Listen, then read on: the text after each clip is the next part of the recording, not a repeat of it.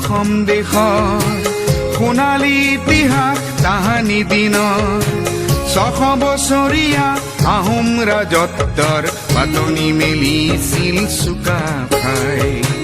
শুন হেৰো শুন অসম দেশৰ সোণালী ইতিহাস তাহানি দিনৰ 600 বছৰীয়া আহোম ৰাজত্বৰ পাতনি মেলিছিল চুকাফাই। চাওলুং চুকাফা, চাওলুং চুকাফা। শুন হেৰো শুন অসম দেশৰ সোণালী ইতিহাস তাহানি দিনৰ 600 বছৰীয়া আহোম ৰাজত্বৰ পাতনি মেলিছিল চুকাফাই। চাওলুং